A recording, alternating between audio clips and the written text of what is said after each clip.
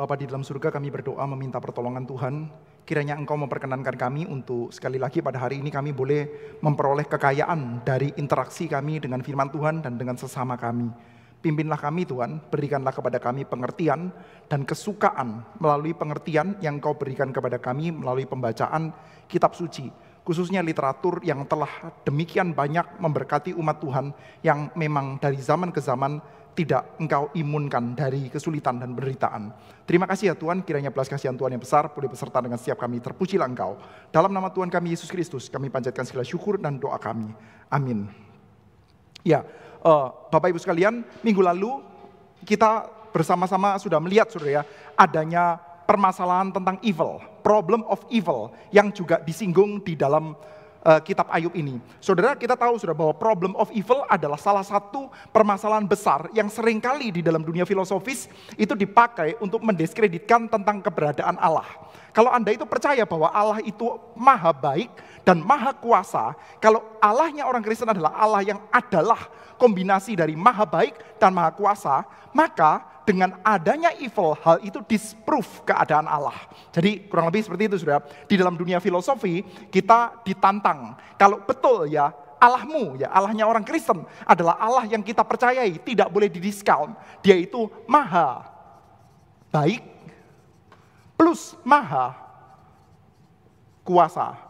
Jadi orang Kristen percaya kepada sejenis Allah yang tidak boleh didiskount. Dia pasti maha kuasa dan dia maha baik. Lalu kita juga tahu dengan tidak bisa disangkali dan tidak ada orang Kristen manapun juga yang menyangkali bahwa saat ini di dalam dunia kita ada yang namanya evil atau kejahatan atau keburukan. Dan adanya keberadaan ini akan menyangkali keberadaan Allah yang sekaligus maha baik dan sekaligus maha kuasa. Andai orang Kristen itu adalah salah satu yang percaya kepada percayaan panteistik, atau percaya kepada deisme, atau percaya kepada ateisme, atau percaya kepada politeisme, maka orang Kristen tidak akan terlalu problem dengan adanya permasalahan ini. Masalahnya adalah kita orang Kristen itu tidak mau mendiskount. Kita percaya bahwa Allah kita itu sepenuhnya maha baik dan sepenuhnya maha kuasa. Oleh karena itu keberadaan evil harus dijelaskan.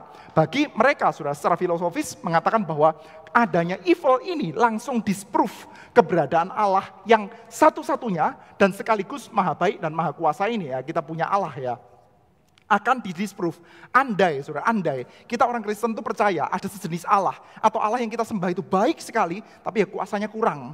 Atau kita percaya bahwa Allah itu berkuasa sekali tapi baiknya kurang, ya udah no problem dengan keberadaan evil. Tapi masalahnya kan kita itu percaya bahwa Allah itu maha baik dan Allah itu maha kuasa. Oleh karena itu bagaimana dengan keberadaan Allah gitu ya saudara. Nah ini adalah salah satu problem yang seringkali diusung oleh orang-orang yang tidak percaya kepada keberadaan Tuhan, atau paling tidak percaya kepada keberadaan Tuhan versi Kristen untuk mendiskreditkan Tuhannya versi Kristen.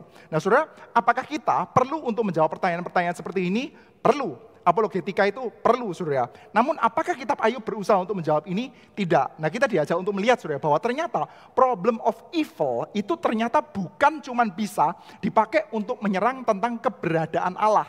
Dalam artian Allah itu ada atau enggak, saudara. Ternyata problem of evil itu juga bisa didekati dari realitas yang bermacam-macam, saudara. Nah, saya pernah membaca satu buah tulisan, saudara, yang mengatakan bahwa problem of evil itu menjadi ada ketika orang itu berasumsi bahwa semestinya evil itu enggak ada, gitu, saudara. Jadi kalau kita itu melihat, saudara, abad pertengahan misalkan ya, abad pertengahan itu satu buah zaman di mana memang orang itu punya rate untuk kehidupan itu agak rendah, saudara.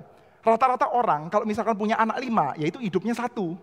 Kalau misalkan punya anak 10, ya yang bisa hidup sampai besar itu 2. Martin Luther berapa anaknya yang masih hidup, saudara? Kita tidak mendapati itu, saudara. Jadi kita mendapati ya bahwa memang di dalam zaman itu yang namanya penderitaan itu ada di mana-mana. Anda itu berjumpa dengan kematian secara terus-menerus. Oleh karena itu tidak heran, saudara. Mereka itu punya semacam kayak upacara-upacara yang berkaitan dengan kematian.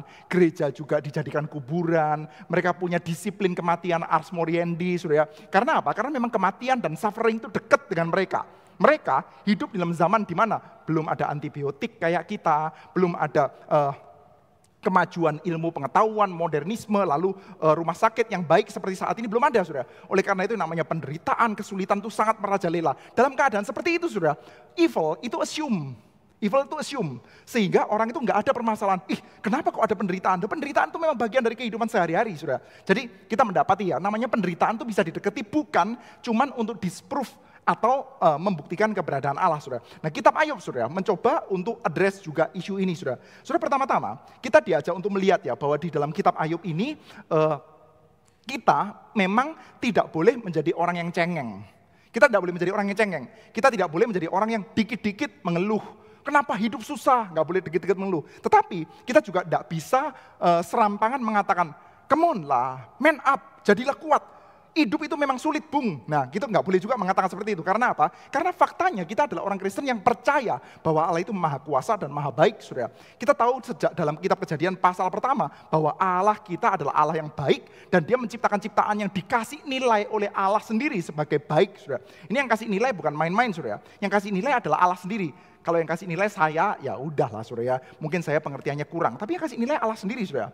Kalau ada satu orang, saudara, yang tidak mengerti, nggak pernah belajar sekolah teologi, lalu mendengarkan khotbah yang ngawur-ngawur, lalu mengatakan khotbahnya bagus, kita mengatakan masuk akal lah, normal lah. Kamu orang awam, kamu nggak pernah belajar teologi, nggak pernah mendengarkan khotbah yang betul-betul bagus, yang kayak begitu kamu sebut bagus. Tapi kalau orang itu sudah sekolah teologi begitu tinggi, lalu mengenyam banyak sekali pendidikan teologi yang baik, saudara, lalu khotbah seperti itu disebut bagus, kan kita lihat, loh ini kamu ini sekolah di mana, saudara?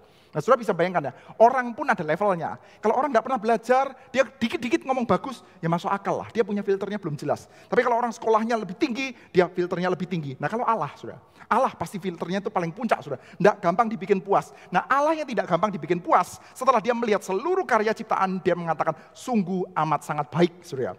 Oleh karena itu, kita mendapati sebagai orang Kristen tidak boleh gampang-gampang mengatakan hidup itu memang susah. Life is tough, man. Kamu harus kuat. Nggak bisa sudah mengatakan seperti itu. Karena kita tahu semestinya Tuhan Allah mengatakan bahwa hidup itu indah. Seluruh ciptaan itu indah. Oleh karena itu evil itu senantiasa menjadi problem. Evil itu adalah problem, saudara. Kita orang Kristen nggak boleh mengatakan evil, suffering itu ya nggak problem, saudara. Nah, cuman bagaimana suffering itu didekati, saudara, itu yang menjadi isu di dalam kitab Ayub ini, saudara. Nah, minggu lalu kita sudah melihat, saudara, bahwa yang namanya suffering itu tidak bisa kita dekati dengan cara yang sempit. Dengan kita mengatakan kalau Allah itu maha baik, Allah itu maha kuasa. Jadi sekarang ketika ada evil, ada suffering, ada kesulitan-kesulitan dihadapi, maka karena apa sih saya dulu itu saya ngapain? Bildad, Sofar, Elifas, lalu juga Elihu nanti akan mengatakan bahwa pasti karena kamu melakukan perbuatan dosa. Karena kita percaya bahwa Allah kita itu maha baik dan maha kuasa. Dia itu juga pasti penuh dengan keadilan. Dia itu benar. Maka kalau sampai kamu susah, pasti dulu kamu melakukan dosa.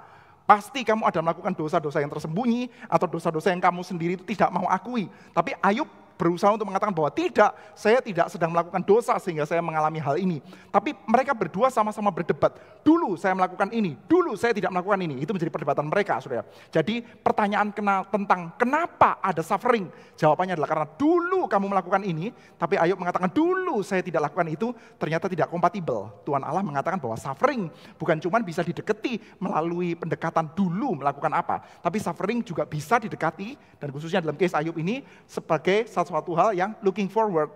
Kamu mengalami suffering karena Tuhan mau. Jadi suffering bukan cuma kita bisa jawab karena, tapi bisa kita jawab dengan kata-kata supaya. Kenapa ada suffering? Ya, jawabannya bukan karena kamu melakukan dosa, tapi jawabannya adalah karena Tuhan mau memberikan pembentukan kepada kamu. Nah, seperti apa, saudara, pembentukannya itu, saudara?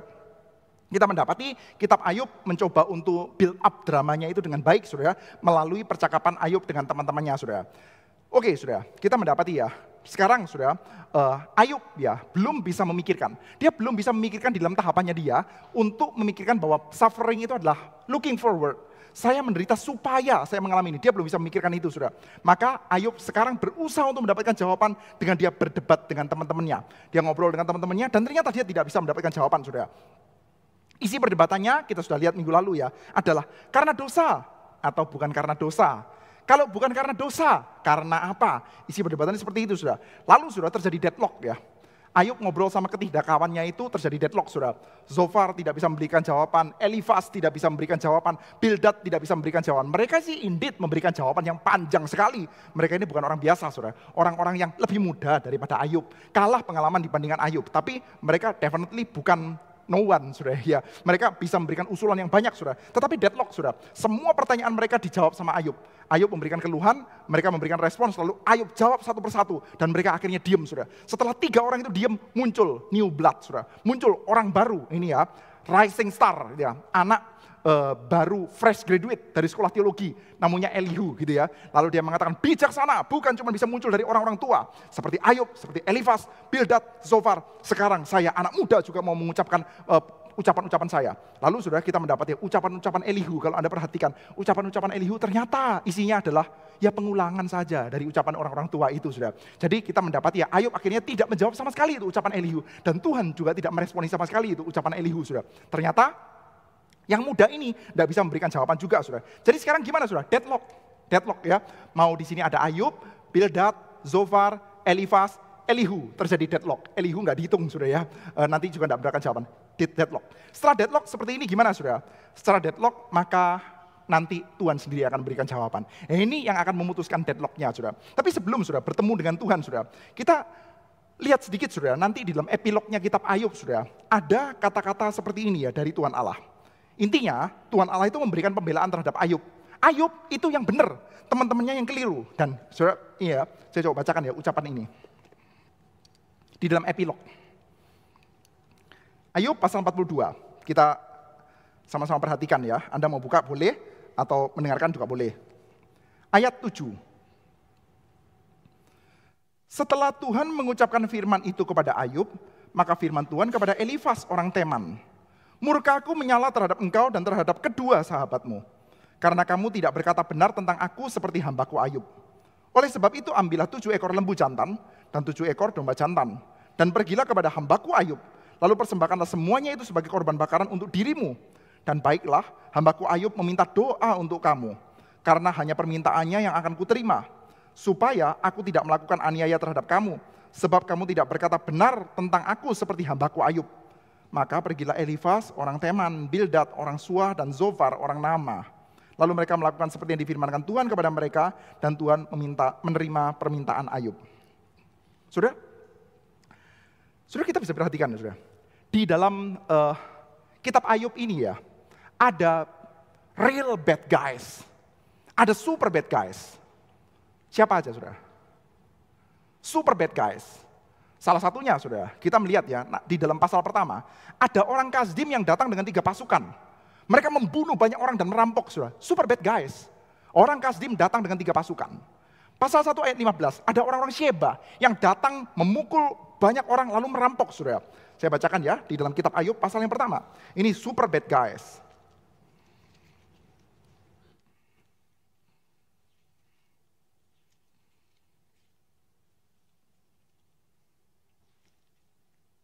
Pasal 1,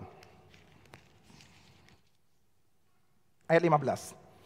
Datanglah orang-orang Sheba, menyerang dan merampasnya, serta memukul penjaganya dengan mata pedang. Hanya aku sendiri yang luput sehingga aku dapat memberitakan hal itu kepada Tuhan. Ayat 17.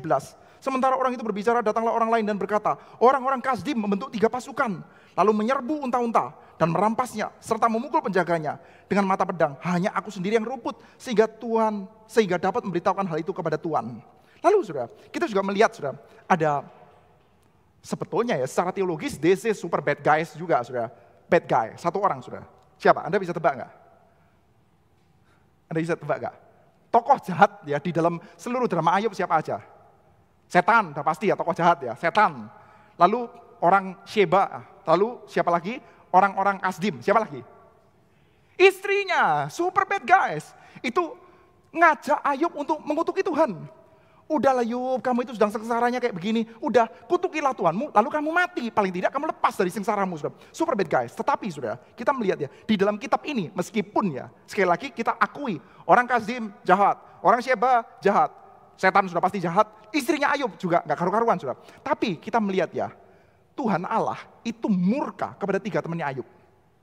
Bukan berarti kelakuan-kelakuan mereka tadi ya, orang Kasdim, orang Shebanya itu oke. Tetapi saudara, di dalam kitab Ayub ini kita mendapatkan highlights ya. Yang paling dimurkai oleh Tuhan, sampai-sampai ada the way untuk memberikan pengampunan adalah mereka sendiri harus mengambil binatang korban dan bawa binatang korbannya kepada Ayub. Itu apa enggak sambil minta maaf ya? Harus sambil minta maaf kan ya. Bawa kepada Ayub, lalu minta Ayub, tolong ya, kamu yang benar, saya yang salah, mintakan ampun kepada Tuhan. Harus seperti itu saudara. Kenapa saudara? Kenapa ya? Yang kejahatan mereka itu seperti kayak menjadi satu buah kejahatan yang betul-betul ditandai oleh Tuhan Allah. Yang kayak beginian ini akan saya balaskan dengan aniaya. Loh harusnya orang-orang Kasdim itu dibalaskan juga dengan aniaya.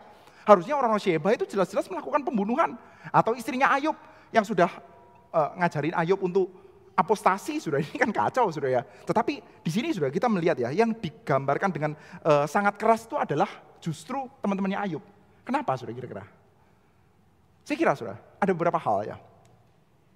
Yang pertama, yang dilakukan oleh teman-temannya Ayub itu sudah, itu adalah dia berusaha memberikan nasihat ya kepada Ayub.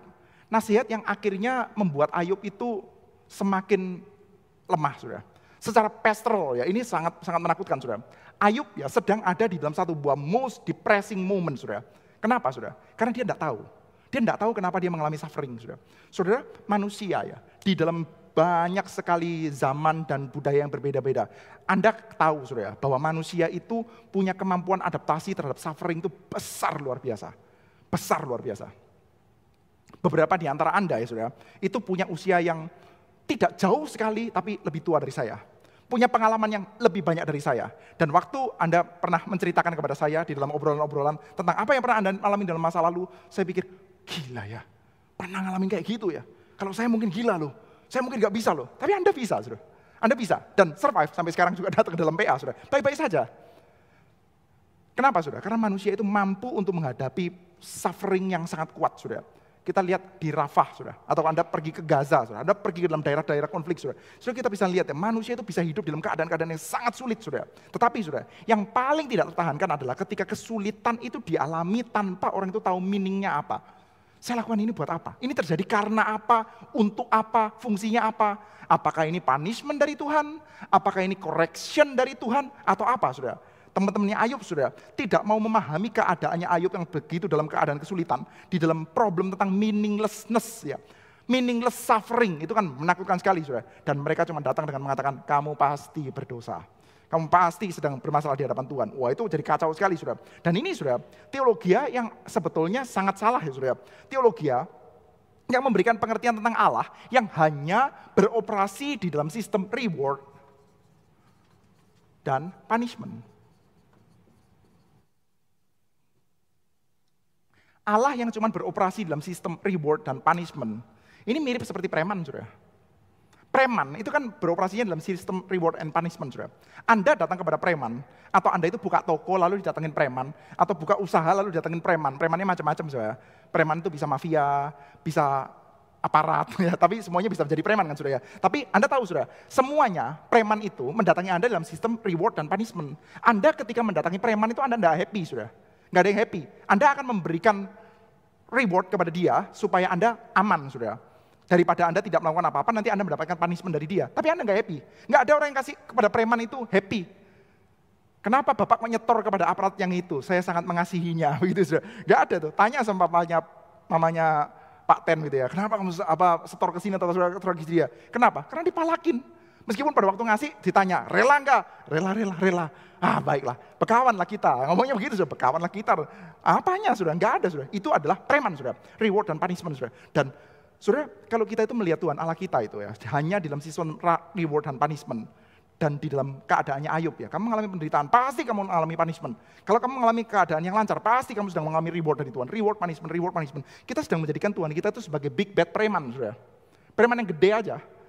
Tapi kita punya pengakuan iman, punya teologi, Allah Maha Baik, Allah Maha Kuasa. Dan Allah nggak suka, sudah punya pandangan seperti ini ya. Maka ini adalah satu buah dosa yang serius sekali, saudara. Orang Kasdim berdosa, saudara. Orang Sheba berdosa. Istrinya Ayub, ya berdosa juga, saudara. Cuman nggak disebut dalam bagian ini ya. Kita melihat ya, ini saudara, berbahaya sekali. Teologi seperti ini ngerusak, saudara. Dan kita melihat ya, Tuhan akan memberikan jawaban kepada Ayub. Sekarang setelah terjadi deadlock, Ayub, Bildad, Zofar, Elifas, Elihu, gak dihitung, sekarang Tuhan Allah sendiri akan datang dan menjawab, saudara. Nah, ini menarik, saudara. Kita melihat ya, di dalam pasal 38. Mari kita sama lihat. Jawaban Tuhan Allah kepada Ayub. Ayub pasal 38.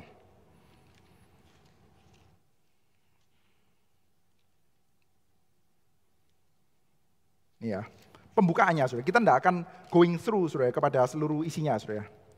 Ini ya, pembukaannya. Maka dari dalam badai Tuhan menjawab Ayub. Dari dalam badai Tuhan menjawab Ayub.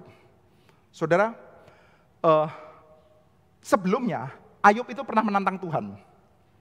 Ayub menantang, Tuhan tolong jawab saya. Ini teman-teman saya ini nggak bisa semua, junior mereka ini. Bildad, Sofar, Elifaz itu junior, apalagi Elihu, junior. Junior tapi tetap banyak omong, berusaha untuk memberikan pendapat ini dan itu, tapi come on lah, saya sudah pernah mengalami yang kalian katakan semua itu sudah saya lalui. Dan akhirnya sudah kita melihat ya, Ayub meminta lawan yang sepadan. Nggak bisa dengan Bildad, Sofar, Elifaz, nggak bisa. Dan saya coba bacakan sudah di dalam bagian sebelumnya ya, bagaimana Ayub itu pernah call out ya, menantang Tuhan. Menantang Tuhan maksudnya bukan apa yang ngajak berkelahi, bukan, tapi meminta Tuhan itu memberikan jawaban. Karena teman-temannya nggak ada yang bisa memberikan jawaban sudah. Saya bacakan ya di dalam pasal 13. Ayat 22. Ayub membela perkaranya di hadapan Allah. Panggillah, maka aku akan menjawab. Atau aku berbicara dan kau menjawab. Sudah ngobrol sama teman-temannya, deadlock semua. Ayub mengatakan, Tuhan sekarang ya panggil saya, tanyai saya akan menjawab engkau. Atau kalau saya tanya, you yang jawab. Dan sekarang sudah, Tuhan itu menjawab loh. Tuhan meresponi tantangannya Ayub sudah. Saudara ini kan luar biasa ya. Maksudnya gini, saudara, saya berani sudah mengatakan seperti ini. Saya ini orang berat badan sekitar 60 kilo sudah. Mike Tyson itu adalah petinju idola saya. Zamannya tahun 80-an, sekarang usia 58 tahun, tapi saya percaya usia 58 tahun, kalau saya tanding sama dia, 100 kali dia akan menang 100 kali, saudara. Dalam keadaan flu, dalam keadaan sakit, dia lawan saya tetap menang dia, saudara. Dalam keadaan saya sehat, tetap menang dia, saudara. Bobotnya dia mungkin 90 kilo atau 100 kilo, selisih 40 kilo, saudara. Dan dia mengerti teknik tinju, saya enggak, saudara. Yaitu saya diadu sama dia 3 menit, itu tidak meninggal, itu sudah untung, saudara. Tapi, saudara, saya disuruh menantang Mike Tyson, berani enggak? Anda kira ya, coba cek ya. Anda kalau saya sampai nantang Mike Tyson ya, saya kira-kira berani nggak? Berani nggak? Berani. Karena apa? Dia nggak akan tanggapi.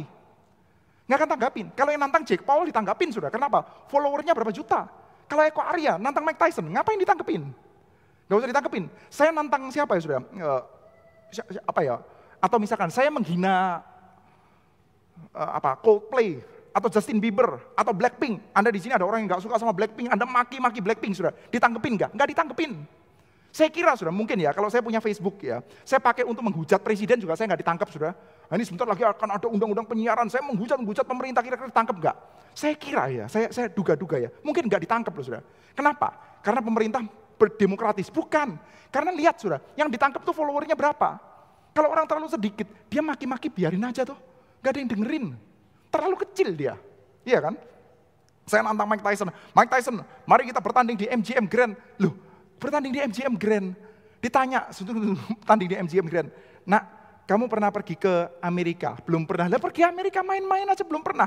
Mau ngajak saya tinju di MGM Grand yang bener aja gitu ya. Itu bahkan Instagramnya sampai sana nggak dibaca sudah. Kalau saya majukan tantangan ke dia sudah, itu followernya Instagramnya dia banyak sekali. Saya DM ke dia itu jutaan orang sudah. Kalau Jake Paul ya dibaca, sudah ditantang, itu menghasilkan jutaan dolar. Kalau saya, Mike Tyson lawan Eko Arya disiarkan di Netflix, sudah siapa yang nonton? Gak ada. Ngapain ditangkepin juga, sudah. Sekarang sudah Ayub ya, kalau mendatangi Tuhan, bagi Tuhan itu apa yang nggak lebih jauh ya daripada saya ke Mike Tyson? Jauh sekali kan sudah. Tetapi Tuhan jawab loh. Sudah bisa membayangkan ya, Ayub itu ketika dia mengatakan, sudah bisa bayangkan gini sudah. Saya suatu kali diskusi sama Pak Rino atau apa gitu ya, lalu ngobrol-ngobrol, nggak level lah Bapak itu sama saya, nggak level. Saya itu levelnya sama Profesor Oxford. Sini Profesor Oxford datang nggak dia? Ya enggak lah, yang bener aja. Saudara Ayub ya, dia bilang ya sama teman-temannya dia, nggak level semua kalian nih, pengalaman kalian terlalu sedikit. Sekarang saya minta Tuhan jawab saya, atau kalau saya tanyain kau yang jawab. Tuhan datang sudah. Tuhan jawab. Fakta bahwa Tuhan menjawab saja sudah, ini sudah satu hal yang indah sudah. Dan kita melihat ya, ucapan ini, maka dari dalam badai Tuhan menjawab Ayub. Saudara, ada seorang penafsir yang berusaha untuk menyoroti ini, saudara. Dari dalam badai. Saudara, kata dalam bahasa Ibrani yang dipakai itu tidak sama, tetapi saudara, badai mengingatkan Anda akan apa, saudara? Kalau kita cuma lihat di dalam kitab Ayub saja, badai mengingatkan Anda akan apa? Apa? Sebentar, sekali lagi ya, batasannya hanya di dalam kitab Ayub. Betul sih, Musa, tapi kalau kita batasi di dalam kitab Ayub saja, kira-kira apa? Reminds you of what? Apa? Enggak teringat apa-apa. Ini ya, saya coba bacakan ya, sudah ya. Pada suatu hari ketika anaknya yang lelaki dan perempuan makan-makan dan minum anggur di rumah saudara mereka, datanglah seorang pesuruh kepada Ayub dan berkata, sedang lembu sapi menjajak dan keledai-keledai betina makan rumput di sebelahnya, datanglah orang Syeba menyerang, merampas, serta memukul penjaganya dengan mata pedang, hanya aku sendiri yang luput. Sementara itu berbicara, lain berkata, api telah menyambar dari langit dan membakar setelah makan habis kambing domba dan menjaga-menjaga. Hanya aku sendiri yang luput sehingga dapat memberitahukan hal itu kepada Tuhan. Sementara orang itu berbicara, datanglah yang lain berkata, orang-orang Kasdim membentuk 3 pasukan, lalu menyerbu unta, merampas, memukul penjaganya dengan mata pedang. Sementara ia berbicara, anak-anak tuan yang lelaki dan yang perempuan sedang makan dan minum anggur di rumah saudara mereka, maka tiba-tiba angin ribut bertiup dari seberang padang gurun. Rumah itu dilandanya pada 4 penjurunya, roboh menimpa orang-orang muda itu sehingga mereka pun mati. Hanya aku sendiri yang luput. Sekali lagi ya, kata bahasa Ibrani yang dipakai berbeda. Tetapi saudara, kalau kita membaca dan mengikuti mulai pasal pertama, Tuhan menjawab melalui angin ribut. Itu mengingatkan kita akan apa? Salah satu bencana yang paling gede, saudara, anak-anaknya dia mati, saudara. Salah satu bencana yang paling gede itu. Jadi, saudara, kita melihat ya, di satu sisi Allah menjawab, wow, it's beautiful ya. Allah itu mau menjawab Ayub. Tetapi, saudara, di dalam bagian sebelumnya, Ayub sudah pernah berkata kepada istrinya, istriku, kamu jangan kayak perempuan gila. Apa kamu cuma mau terima yang baik dari Allah dan tidak mau terima yang buruk dari Allah? Dalam pandangannya Ayub, yang baik dari Allah, yang buruk dari Allah. Yang buruk itu apa saja? Semua hartanya dia hilang, semua anaknya dia mati, dan dia kena penyakit. Yang buruk dari Allah. Dan sekarang saudara, Allah datang dengan mengingatkan dia kembali saudara. Ini angin ribut datang dan Allah datang saudara. Allah itu tidak berusaha untuk memfilter loh. Yub, kamu kapan hari sudah menuduh saya ya, melakukan yang buruk untuk kamu. Sekarang saudara, Tuhan datang tanpa sensor, tanpa filter. Dengan cara yang sama saudara. God in a bad way.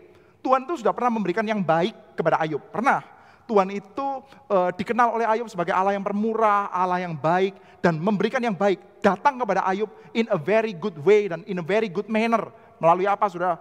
Kambing domba berapa ribu ekor, unta berapa ribu ekor, keledai betina berapa ribu ekor, anak 7 orang laki-laki, 3 anak perempuan, budak-budak yang demikian banyak. Itu Allah mendatangi Ayub dengan cara yang sangat bagus. Tapi Allah juga mendatangi Ayub dengan cara yang evil way, dalam tanda kutip ya, evil bukan jahat ya, tapi bad way lah saudara. Yaitu apa? Angin ribut dan anak-anaknya mati saudara. Dan sekarang saudara, Allah yang sama saudara mendatangi Ayub dengan periode angin ribut saudara. Allah saudara ya, datang, itu nggak perlu sensor, nggak perlu berpura-pura baik. Dia nggak perlu datang dan mengatakan pada Ayub, yuk, kamu itu sudah berpikiran tentang pada saya itu salah loh, yuk pikiran tentang saya. Loh saudara, di dalam bagian epilognya, Tuhan Allah berkata kepada Bildad, Sofar, Elifas ya, kalian semua itu ngomong tentang saya salah, yang ngomong tentang saya benar itu Ayub. Loh Ayub itu ngomong Allah melakukan yang jahat. Dan Tuhan Allah mengatakan, ya saya seperti ini. Dan saya tidak perlu memberikan sensor apa-apa terhadap dirinya saya. Nggak perlu melakukan pembelaan apa-apa. Saudara kadang-kadang ya, kita pun ya hamba Tuhan ya. Hamba Tuhan, orang-orang Kristen, kita itu kan merasa perlu ya untuk melakukan pembelaan terhadap dirinya Tuhan ya. Kalau bisa Tuhan, the real God itu kita kasih make up. Make up-nya itu melalui khotbah. Kalau bisa itu kita kasih dia gincu yang manis-manis dia. Sehingga ketika kita khotbahkan tuh Tuhan tuh begitu manis. Kita menyanyikan "Tis so sweet to trust in Jesus." Saudara. Tuhan gak butuh itu. Tuhan yang mendatangi Ayub gak butuh gincu. Tidak butuh apa-apa saudara. Tapi Tuhan yang, pakai bahasanya Martin Luther saudara. Naked God. Allah yang telanjang. Allah yang telanjang itu katanya Martin Luther saudara. Itu adalah Allah yang akan mematikan saudara. Allah yang akan mematikan kamu. Kamu butuh Allah yang dibungkus oleh daging. Kalau katanya Martin Luther saudara. Tetapi saudara sekarang dalam bagian ini ya. Allah datang kepada Ayub as a naked God. Allah yang tidak pakai sensor. Gak perlu pakai kata-kata politisi. Dulu sih saya ngomong gini tapi sebetulnya maksud saya nggak gitu, nggak ada saudara. Kamu pikir saya memberikan yang jahat kepada kamu dan sekarang saya datang dengan cara itu. Dan sekarang saya akan jawab kamu. Coba kamu jawab balik saudara. Dan kita beberapa minggu yang lalu sudah lihat ya, bagaimana caranya Tuhan Allah itu menjawab Ayub saudara. Pertama dia berbicara tentang alam semesta, bicara bintang-bintang dan bicara tentang binatang-binatang liar. Nah ini menarik saudara. Tuhan Allah berbicara tentang binatang-binatang liar. Ada apa saja saudara? Ada banyak. Ada alam semesta, sudah pasti saudara. Lalu kita coba perhatikan saudara, ada binatang-binatang. Ini kita juga sudah cek saudara ya. Sedikit aja. Dapatkah, ayat pasal 39, dapatkah engkau memburu mangsa untuk singa betina dan memuaskan selera singa-singa muda? Kalau mereka merangkak dalam sarangnya, mengendap di bawah semak belukar. Siapa yang menyediakan mangsa bagi burung gagak apabila anak-anaknya berkauk-kauk kepada Allah, berkeliaran karena tidak ada makanan. Saudara, Ayub itu siapa? Ayub adalah juragan gede pada waktu itu, juragan besar sekali. Juragan yang mengelola aset yang super besar pada waktu itu, saudara. Apa saja? Ini ya. Mainly pada waktu itu, asetnya adalah binatang ternak. Yang miliki 7.000 ekor kambing domba, 3.000 ekor unta, 500 pasang lembu, berarti laki perempuan ya. Lalu, jantan betina. 500 keledai betina, budak-budak dalam jumlah yang sangat besar. Perhatikan ya, jumlah besar ya. Ada kambing domba, ada lembu, ada keledai, ada unta, saudara. Dan ada budak-budak. Ribuan, saudara. Saudara, coba bayangkan ya, sebagai bisnismen, saat ini, saudara, kelolaan aset kayak begini tuh susah atau gampang, saudara? Ini kelolaan asetnya susah banget, saudara. Pada waktu itu, saudara, ingat ya, pada waktu itu, Anda mesti mengerti, saudara, bagaimana Anda bisa supply makanan untuk semua binatang ternak ini. Rumputnya beli di mana, saudara? Loh ini kan simpel aja, saudara. Binatang ribuan ekor, Anda supply rumputnya dari mana, saudara? Kalau ada kena wabah, saudara, ini kena wabah di Pulau Bulan sudah kelepek-kelepek, saudara ya. Cuman satu jenis binatang, babi, saudara. Tahun 2024, saudara. Tahun 2024, dan kita ini bukan di Timbuktu, saudara. Ini Indonesia, saudara. Sama Singapura deket, tinggalnya berang 1 jam, saudara. Mau kemana-mana deket, pupuk dan lain sebagainya, saudara. Ini, saudara. Ini kelolaan kayak gini. Anda dapetin rumputnya itu gimana? Supply susunya itu mau disalurkan kemana, saudara? Ini bisnisnya kan bisnis yang berkembang, ini pasti bisnis untung nih. Nggak mungkin bisnis rugi kan, saudara. Susunya dijual di mana? Diminum sama Ayub semua, saudara. Kolesterol, saudara. Ya, kita nggak bisa ngomongin. Tapi, saudara bisa membayangkan, saudara. Ini bisnisnya kan luar biasa, saudara. Dia mengelola sangat banyak budak, saudara. Orang seperti ini ya. Tuhan Allah katakan, kamu pintar sekali. Udah ngerti ini semua kan. Sekarang saya tanya ya, kamu bisa kelola singa? Bagaimana kalau elang? Ayo. This is my pets. Tuhan bilang begitu, saudara. Caranya mengkonseling Ayub ya. Kamu kan hebat sekali tuh. Sudah bisa mengelola kayak begini-begini ya. Yang dikelola Tuhan itu apa? Yang dikelola Tuhan tuh itu ya, singa betina, lapar tuh minta makan sama Tuhan tuh. Kamu bingung-bingung kan, nanti suatu kali ya, di dalam 1 buah bulan tertentu, waduh, di sono gagal panen, rumputnya kering semua, gimana ini kita nggak bisa beli rumput nih, itu sudah kelabakan sekali itu. Nah Tuhan hari-hari itu urusan seperti itu, singa yang ini belum makan gimana mana itu.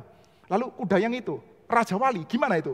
Nah itu Ayub langsung diajak untuk lihat ya, kamu kayaknya ngerti semuanya ya, ngerti caranya memelihara binatang itu seperti apa, temperaturnya mesti seperti apa, sakit penyakit itu cara nanggulanginya gimana, musim kawin gimana, musim beranak gimana, jalur perdagangannya gimana, pakannya bagaimana, saluran kambingnya itu kemana, saudara. Tapi itu kan binatang ternak.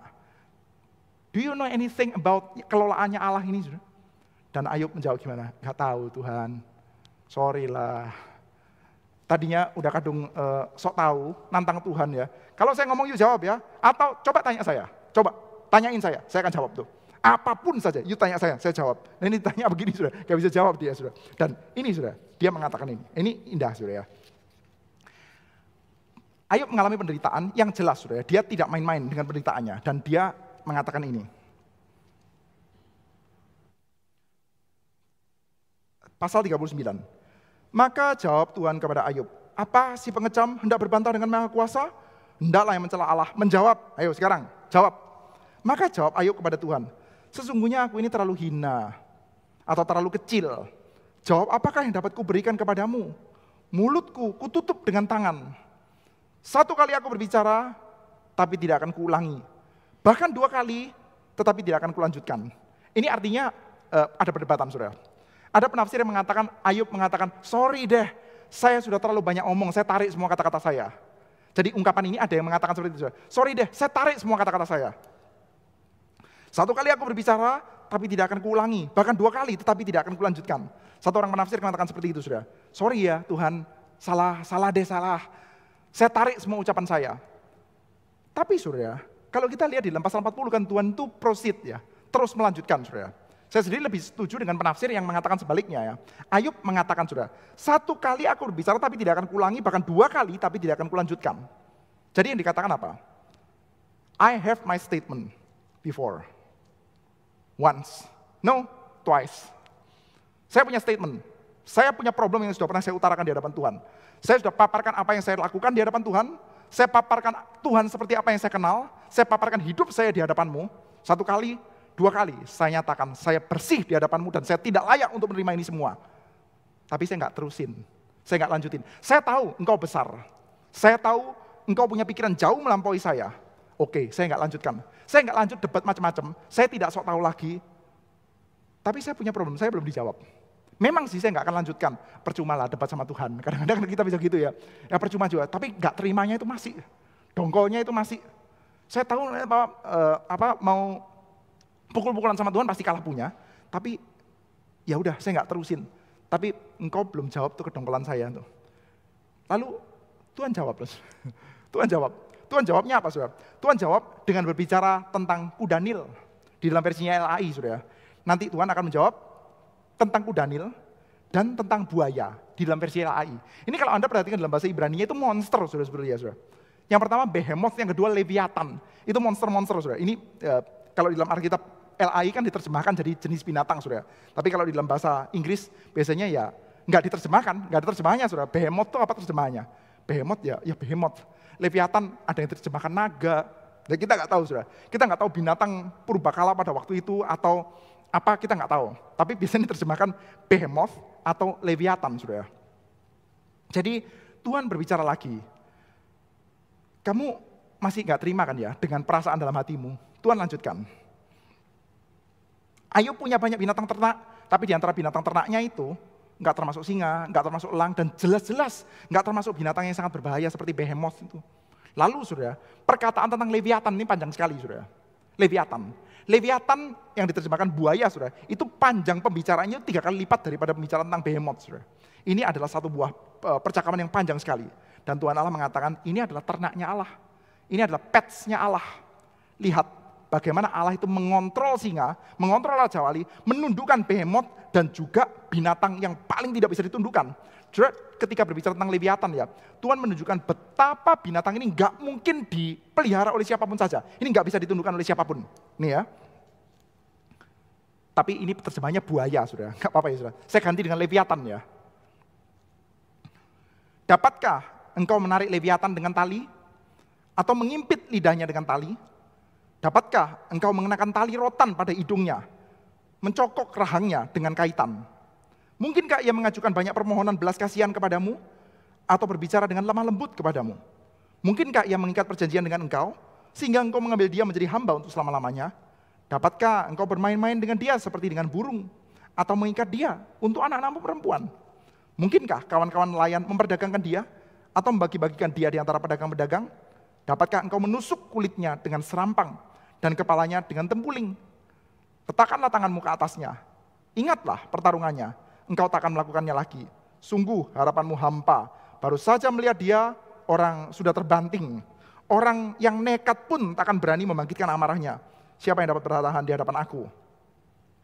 Saudara, ketika berbicara tentang Leviathan, saudara, dijelaskan dengan sangat jelas ya. Sekali lagi kita tidak tahu ini binatang apa, saudara. Ada yang menerjemahkan naga, saudara. Mungkin sejenis binatang purbakala yang ada di dalam lautan atau apa kita nggak tahu, saudara. Tapi yang jelas ini binatang ini nggak seperti ikan besar yang bisa diburu, saudara. Ditarik pakai kail nggak bisa, jangan ya. Kalau sampai ketemu jangan ya. Itu nggak bisa diapa-apain, saudara.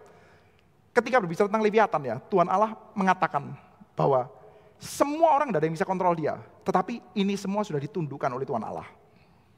Dan sekarang, saudara, kita melihat ya, satu buah alur yang indah ya. Waktu Ayub bertanya kepada Tuhan ya. Dia mengatakan bahwa saya sudah ngomong make my statement 1 kali dan 2 kali. Saya nggak terusin, tapi saya sebetulnya tetap perlu untuk mendapatkan jawaban. Dia masih, saya tidak mengatakan sinful ya, tapi stubborn. Keras kepala. Karena rasa sakit yang dialami, dia masih keras kepala juga.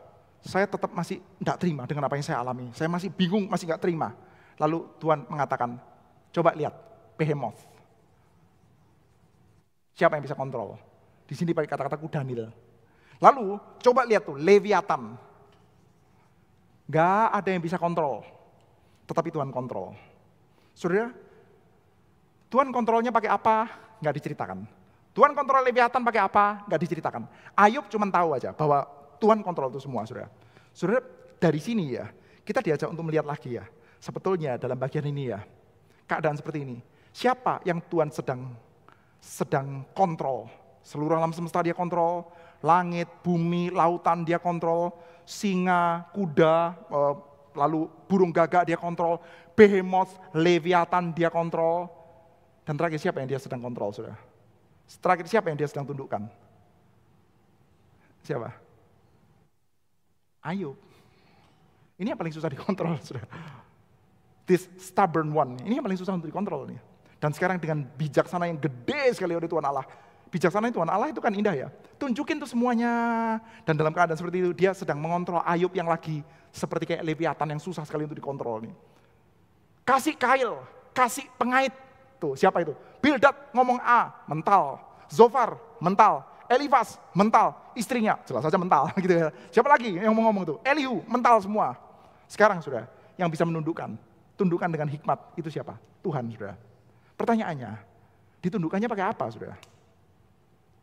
Kita lihat kepada epilognya. Saudara, di dalam epilognya, mulai pasal 42 ya, saya coba bacakan ya. Maka jawab Ayub kepada Tuhan, aku tahu bahwa engkau sanggup melakukan segala sesuatu. Tidak ada rencanamu yang gagal. Firman-Mu, siapakah dia yang menyelubungi keputusan tanpa pengetahuan? Itulah sebabnya tanpa pengertian aku telah bercerita tentang hal sangat ajaib bagiku yang tidak aku ketahui. Firman-Mu, dengarlah, maka aku akan berfirman. Aku akan menanyai engkau supaya engkau memberitahu aku. Hanya dari kata orang saja aku mendengar tentang engkau. Tapi sekarang mataku sendiri memandangi engkau. Oleh sebab itu aku mencabut perkataanku. Dan dengan menyesal aku duduk dalam debu dan abu. Saudara, apa yang dilakukan oleh Ayub dalam bagian ini, saudara? Sebelum kita melihat apa yang dilakukan oleh Ayub, kita lihat apa yang tidak dilakukan oleh Ayub.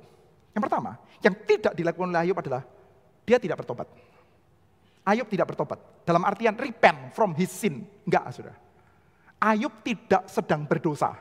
Kita tidak akan mendapatkan catatan bahwa Ayub sedang berdosa. Yang harus mempersembahkan korban adalah teman-temannya. Jadi, saudara, seluruh tindakan stubbornness-nya Ayub yang ngajak bertengkar Tuhan ini, saudara, tidak dipandang sebagai sinful act oleh Tuhan. Saudara, jangan ditarik lebih jauh ya. Saya mengatakan bahwa ada orang yang tidak berdosa. No. Atau di dalam bagian ini Ayub tidak ada sedikit pun melakukan dosa. Saya tidak mengatakan itu, saudara. Tetapi, saudara, tindakan berdebat, meminta pertanggungjawaban kepada Tuhan, itu bukan tindakan berdosa. Orang dengan hati yang bersih, saudara, patut untuk meminta kepada Tuhan. Karena kita percaya bahwa Allah baik, Allah itu berkuasa. Dan to the best of my theological knowledge dan kepercayaan saya tentang Tuhan, maka saya perlu mendapatkan jawaban Tuhan. Kenapa seperti ini? Wong saya sudah melakukan yang baik kok, gitu ya. Itu tidak dipandang sebagai dosa, saudara. Maka kita tidak mendapati, saudara, ada catatan Ayub yang berdosa. Lalu bertobat karena dosa-dosanya dia tersembunyi. Ada ide itu, saudara, sebetulnya ya. Di dalam pasal 22 ya, kita tidak sempat bahas itu. Di dalam pasal 22 ya, Elifas itu sempat menuduh Ayub untuk melakukan dosa-dosa yang tersembunyi. Yop, ada dosa-dosa yang tersembunyi yang kamu sembunyikan, saudara. Pasal 22, tuduhannya Elifas. Tapi di sini, saudara, Ayub tidak bertobat untuk dosa tersembunyi. Atau dosa nyata seperti yang dituduhkan oleh Bildad, saudara. Di dalam pasal 8, Ayub juga nggak bertobat, saudara. Jadi apa yang tidak dilakukan Ayub, Ayub tidak bertobat untuk dosa yang tersembunyi, Ayub juga tidak bertobat untuk dosa yang terang-terangan. Ayub tidak berdosa dengan pertengkarannya dia. Lalu selanjutnya, Ayub mengatakan bahwa aku tahu. Sekarang aku tahu, Tuhan. Aku tahu bahwa engkau sanggup melakukan segala sesuatu dan tidak ada rencanamu yang gagal. Aku tahu. Saudara, kita diajak untuk mengingat ya di dalam kitab Ayub ini. Ayub itu beberapa kali mengatakan kata-kata aku tahu. Tapi simple saja, plain and simple. Waktu Ayub mengatakan aku tahu, kadang yang dia tahu itu benar, kadang yang dia tahu salah. Tapi itu bukan sinful thing. Nggak harus dia berdosa. Jadi saya coba bacakan ya di dalam pasal 9 ayat 2. Ini Ayub juga mengatakan aku tahu, tapi pengetahuannya dia benar. Ya, pasal 9 ayat 2 misalkan. Beberapa, saudara ya. Sungguh, 9 ayat 2, sungguh aku tahu bahwa demikianlah halnya, masakan manusia benar di hadapan Allah. Jika ia ingin berperkara dengan Allah, 1 dari 1000 kali ia tidak dapat memantahnya. Benar, Anda berbantah dengan Allah pasti Anda kalah, gitu kan ya. Anda debat sama Tuhan pasti dia punya wisdom yang jauh lebih besar dan kita akan kalah. Waktu Ayub berkata, aku tahu, kadang yang dia tahu itu benar. Tapi kadang yang dia tahu salah juga. Pasal 9 ayat 28 misalkan. Maka takutlah aku kepada segala kesusahanku. Aku tahu bahwa engkau tidak akan menganggap aku tidak bersalah. Ini kan keliru. Aku dinyatakan bersalah, apa gunanya aku menyusahkan diri dengan sia-sia? Enggak, Tuhan enggak menganggap Ayub bersalah. Jadi saudara, setelah Tuhan Allah itu mengcounseling Ayub dengan cara yang keras itu ya, kita diajak untuk melihat, Ayub mengatakan, aku tahu, dan taunya Ayub itu ternyata relatif. Waktu mengatakan, oh iya aku tahu. Anda saya tanya, you tahu ini enggak? Tahu saya. Atau enggak tahu. Atau saya tahu. Waktu kita mengatakan saya tahu, tahunya kita itu bisa benar, kita salah. Ayub pun yang pengetahuan dan pengalamannya jauh melampaui banyak orang, pengetahuan Ayub itu ternyata terbatas. Yang pasti benar dalam bagian ini ya, yang benar adalah bahwa pengetahuannya dia terbatas. Jadi kalau kan kita mengatakan, aku tahu bahwa Tuhan begini, maka kita seminarkan kan ya, saudara. Pengetahuan kita bisa benar, tapi bisa juga salah. Yang udah pasti benar adalah ketika dikatakan, aku tahu bahwa pengetahuanku terlalu dikit, pengetahuan Tuhan begitu besar. Itu sudah pasti benar, sudah. Dan sekarang kita melihat ya, yang pengetahuannya Ayub yang perlu untuk betul-betul di-upgrade adalah, kita melihat doktrin Allahnya dia. Seorang penafsir mengatakan ya, ini tidak harus dosa ya saudara. Jadi orang punya doktrin Allah kurang luas itu kan gak harus dosa ya. Doktrin Allahnya Ayub itu bukan berdosa, tapi kurang lengkap. Doktrin Allahnya Ayub itu adalah Allah itu terlalu kecil. Allah di dalam versi doktrin Allahnya Ayub itu terlalu kecil. Terlalu kecil di dalam sistem reward and punishment. Begitu keluar dari pakem itu bingung lah Ayub. Kok bisa ya saya mengalami seperti ini ya? Di dalam pakem reward and punishment gak kena loh. Nah itu kan Allah versi preman ya. Sekarang pengetahuannya Ayub tentang Allah diperbesar. Doktrin Allahnya Ayub diperbesar. Tadi Ayub punyanya cuma kecil ini aja ya. Sekarang diperbesar, wider. Apakah ini exhaustive meliputi semuanya? Ya belum, tapi paling tidak lebih besar. Lebih besar. Lebih besarnya apa? Lebih besarnya adalah Allah itu bisa bekerja dengan cara you belum ngerti, nggak bisa comprehend, yaitu apa? Ini. Memahami kebesaran Allah di dalam apa? Badai. Badainya bisa jawab kamu. Badainya bisa bikin kamu bungkem. Badainya bisa bikin hartamu hilang. Badainya bisa bikin anakmu mati. Ketahuilah, Allah itu besar. Ketahuilah, Allah itu besar. Enggak sekecil yang kamu pikirkan. Yang kamu pikirkan cuma reward and punishment. Allah itu besar. Waktu kita menyanyi, how great thou art. Allah itu lebih besar daripada pikiran kita.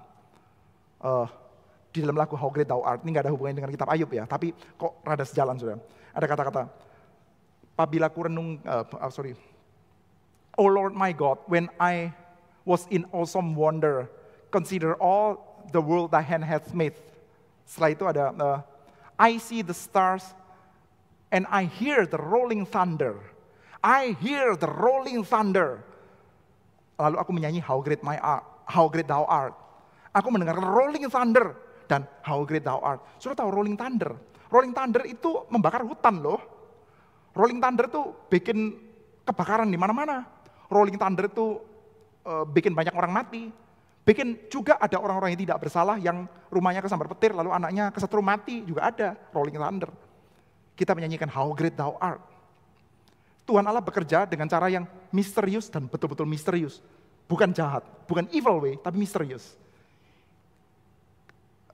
Tidak bisa kita kotakkan dengan cara pikir kita itu yang cuman segini, meskipun segini itu gede. Saya mengatakan, aduh, waktu saya itu udah padat sekali, susah sekali. Saya nanganin bisnis saya ini, aduh, susah sekali loh.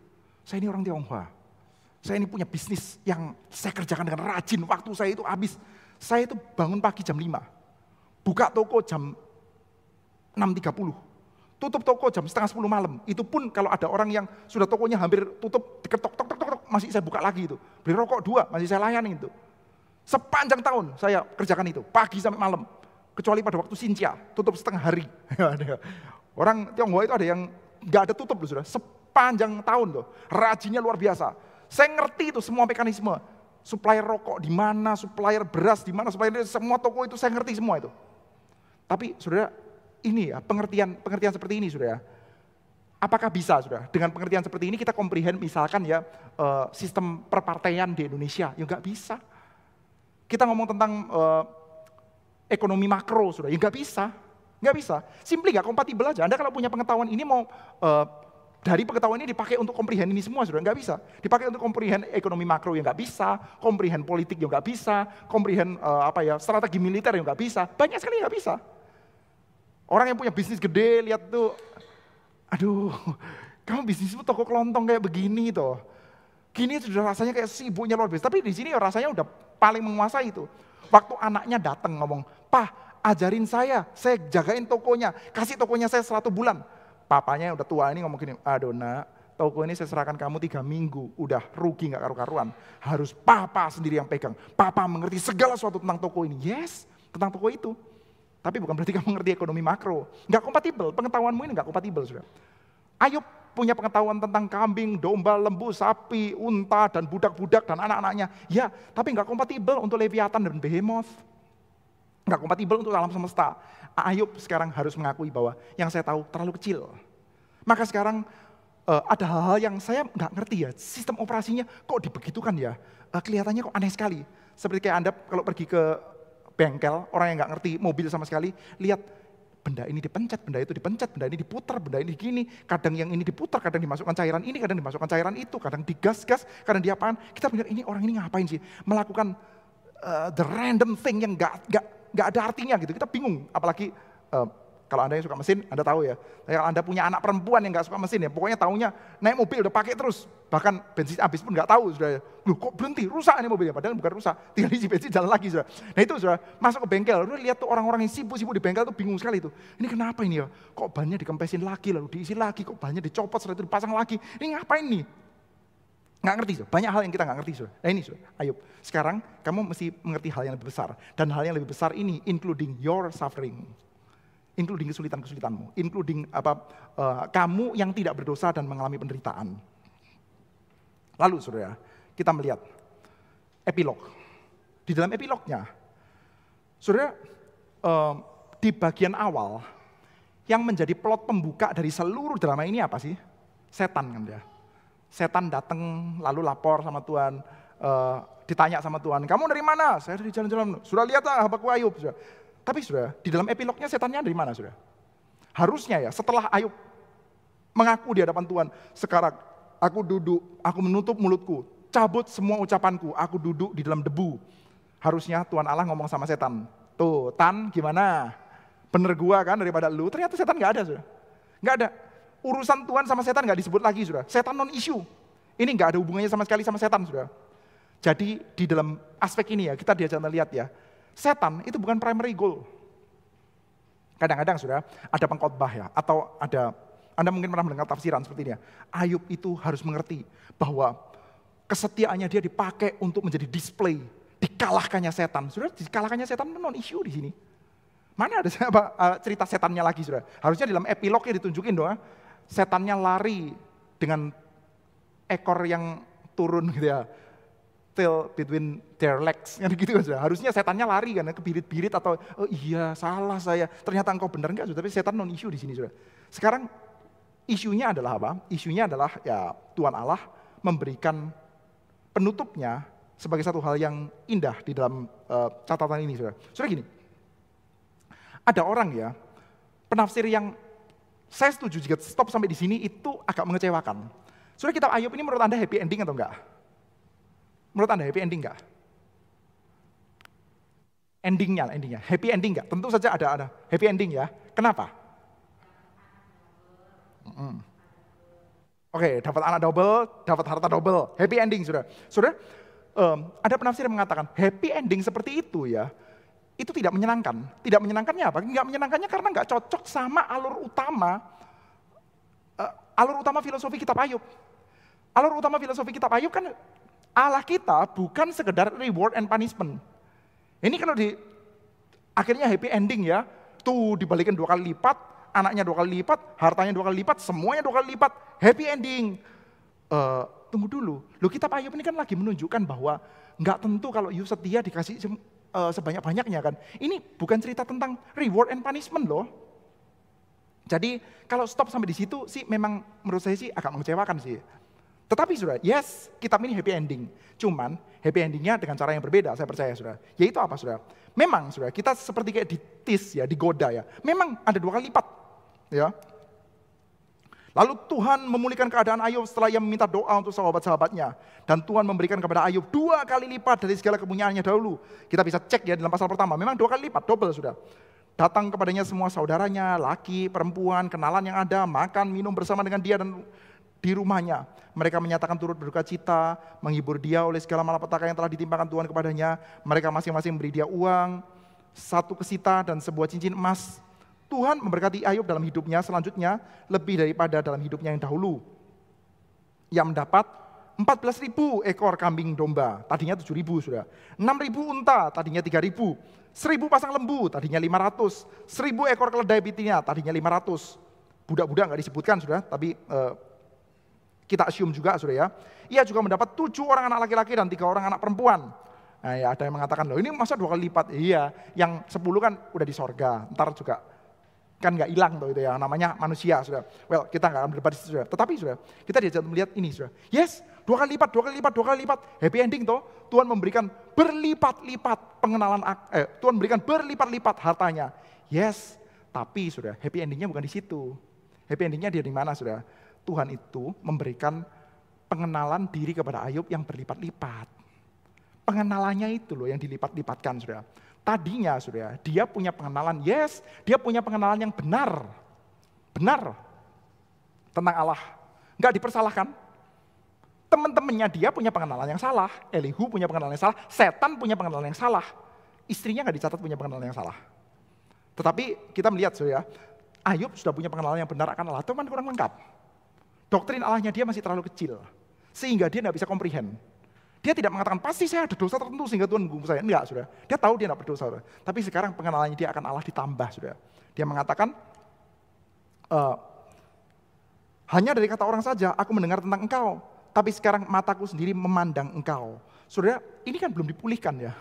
Waktu dia mengatakan, sekarang mataku sendiri memandang engkau. Yang dipandang itu apa? Yang dipandang sama Ayub itu apa? Dia memandang himself with his suffering-nya. Sambil garuk-garuk pakai beling tuh sudah. Sekarang saya tahu, sekarang saya kenal sendiri Tuhan gitu ya. Sambil garuk-garuk sudah. Ini loh Tuhan yang bikin saya garuk-garuk ini, itu yang saya kenal tuh. Tapi dia mengatakan dia puas. Dia puas. Karena apa? Bukan karena garuk-garuknya of course. Suffering itu nggak usah dirayakan sudah, bukan merayakan sufferingnya. Tetapi apa sudah? Karena sekarang saya tahu bahwa Tuhan itu tidak sekecil yang saya kira. Itu aja. Tidak sekecil pakem yang saya kira. Pakem yang saya kira, saya pikir akan happy buat saya, tapi ternyata dia lebih besar, lebih luas daripada yang saya kira, dan happen to be saat ini saya sedang mengalami suffering yang berat sekali. Saya tidak happy dengan beratnya, tapi saya happy karena saya tahu bahwa Tuhan Allah itu bertindak, bekerja di luar pakem standar yang banyak orang tahu, termasuk saya. Lalu sudah sedikit ada godaan sudah, bukan godaan apa, teasing lah sudah, tease lah. Ini ya. Ia juga mendapat 7 orang anak laki-laki dan 3 orang anak perempuan. Dan anak perempuan yang pertama diberinya nama Yemima, yang kedua Kezia, yang ketiga Karen Hapuk. Di seluruh negeri tidak terdapat anak perempuan yang secantik anak Ayub, dan mereka diberi ayahnya milik pusaka di tengah-tengah saudara-saudaranya laki-laki. Sesudah itu Ayub masih hidup 140 tahun lamanya, ia melihat anak-anaknya dan cucunya sampai keturunan yang keempat, maka matilah Ayub tua dan lanjut umur. Saudara,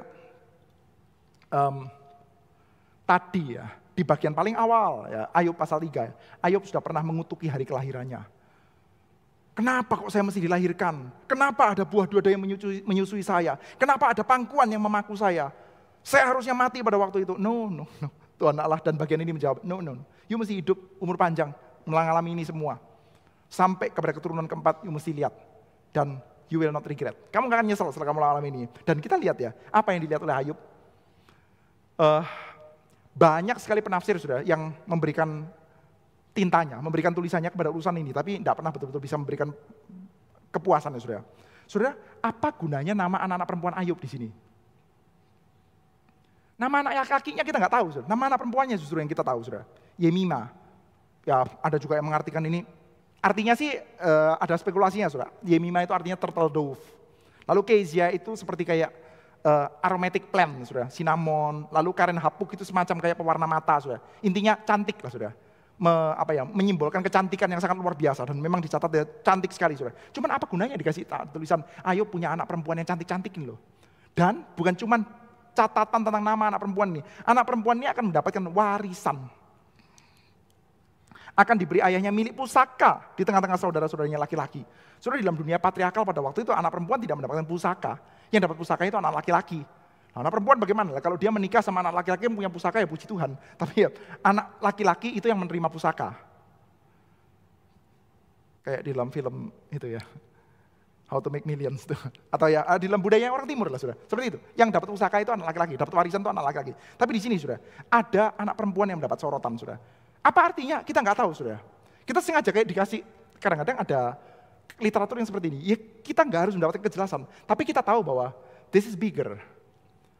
Our God itu bekerja dengan cara yang lebih besar daripada yang kita mengerti.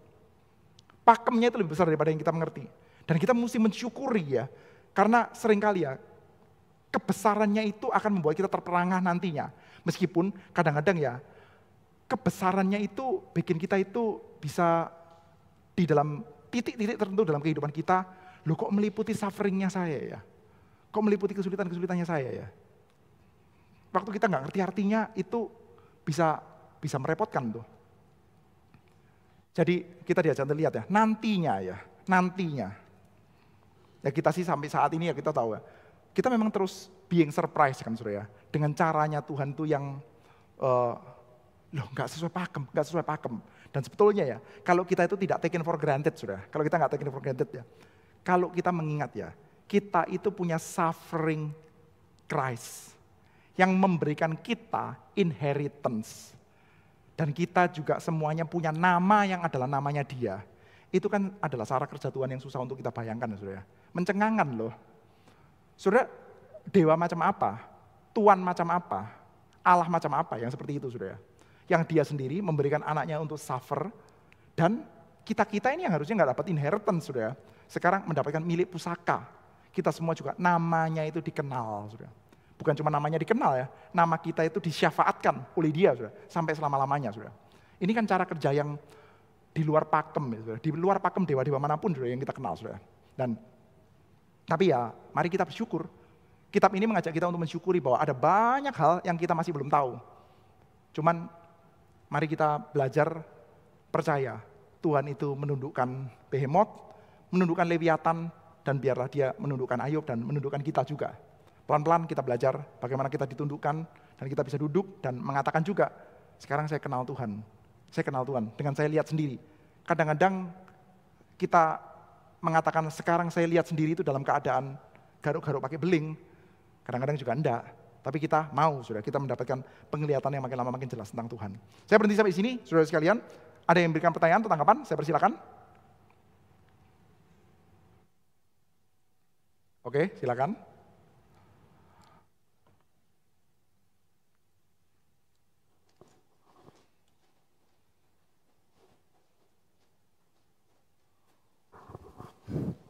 Pak mau nanya, kan ketiga teman Ayub itu kan argumentasinya benar apa salah Pak?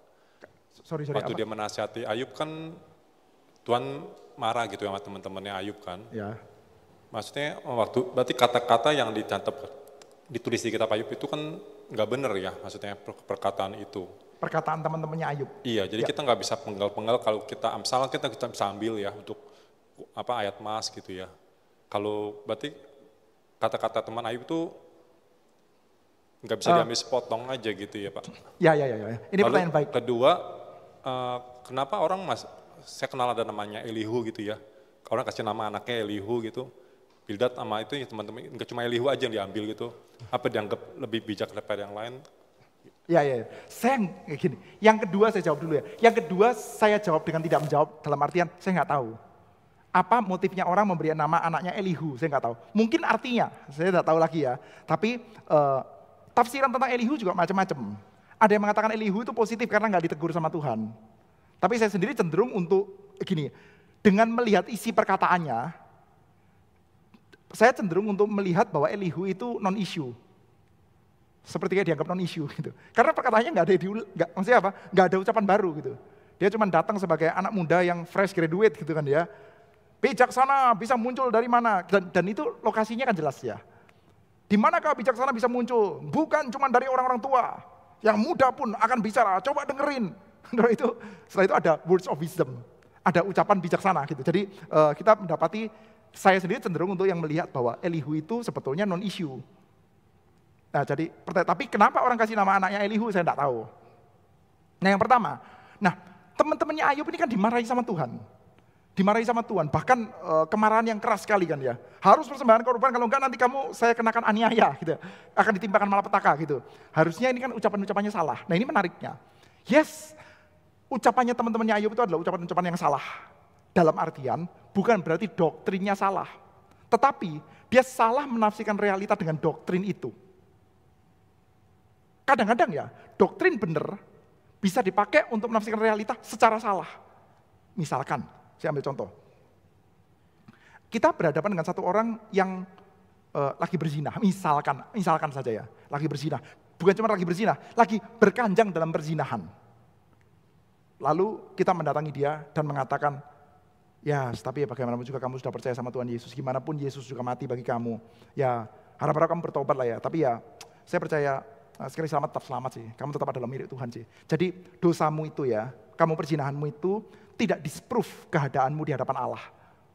Tidak disprove ya, tidak menjadikan kamu itu bukan anak Tuhan. Tidak ada dosa yang bisa bikin kamu itu berhenti menjadi anak Tuhan. Sekali selamat tetap selamat. Itu doktrin yang kita percayai, doktrinnya itu doktrin benar ya. Tapi waktu kita terapkan untuk satu buah realitas yang kita salah tafsir realitasnya, itu bisa ngaco sekali itu. Jadi, bahwa di dalam kitab suci kita diajari Deuteronomistic Theology. Benar gak sih kalau Allah mengganjar kebaikan dengan mengganjar kebaikan dengan reward dan mengganjar dosa dengan punishment, itu benar gak? Ya benar. Tetapi kita tidak bisa mengurung Allah untuk hanya bekerja di dalam pakem itu. Ya, begitu Pak. Ada lagi?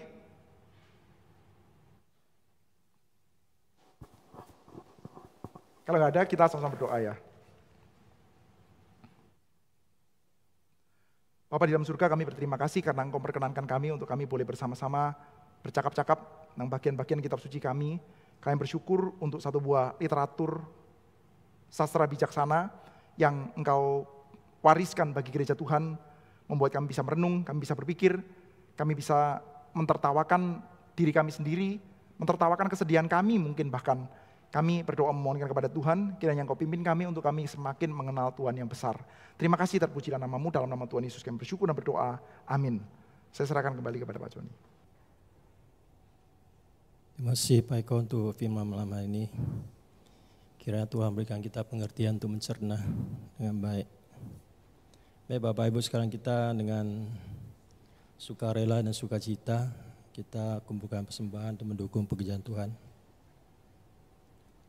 Dan doa persembahan dan penutup akan dibawakan oleh Saudari Winda. Kita nyanyikan lagu KRI 104. Ku serahkan bagi Yesus semua yang ku miliki. Pikiran perbuatanku ku serahkan bagimu. Bagi Yesus semua yang ku miliki. Bagi Yesus semua yang ku miliki. Tanganku serah bagi Yesus, tiap langkah ikut-Mu. Mataku memandang Yesus, mulutku memuji-Mu. Bagi Yesus, mulutku memuji-Mu. Bagi Yesus, mulutku memuji-Mu. Semenjak ku pandang Yesus, ku sampaikan dunia. Bila ku ingat salib-Mu, ku menjadi milik-Mu. Bagi Yesus, ku menjadi milik-Mu. Bagi Yesus, ku menjadi milik-Mu. Mari kita bangkit berdiri. Oh, betapa mengagumkan Yesus Raja mulia. Dengan kasih Kau panggilku, ku berlindung padamu. Bagi Yesus, ku berlindung padamu. Bagi Yesus, ku berlindung padamu.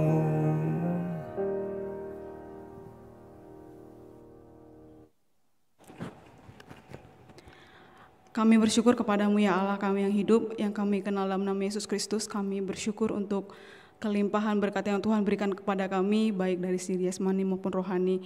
Kami juga bersyukur untuk 1 bulan ini kami bisa belajar tentang Ayub. Biarlah materi-materi yang sudah kami dapatkan bisa membuat kami semakin mengenal Tuhan, dan membuat kami juga ingin belajar lagi apa yang tersembunyi dalam firman-Mu dalam Alkitab. Tuhan, kami sudah mengumpulkan persembahan, kiranya Tuhan memberkati apa yang sudah kami berikan, kiranya Tuhan terima, dan kami berdoa kiranya Tuhan boleh memberkati orang-orang yang mengelolanya dalam gereja ini supaya bisa dipakai untuk kegunaan pelayanan. Kami berdoa kiranya Tuhan boleh pakai gereja ini dengan segala genap jemaatnya untuk menjadi saksi-Mu di tengah-tengah dunia. Tuhan, kami sebentar yang pulang, kiranya Tuhan boleh melindungi di perjalanan dan boleh memberkati untuk aktivitas selanjutnya. Kami mau serahkan hidup kami kepada-Mu Tuhan, pimpin kami dalam nama Yesus kami telah berdoa, amin.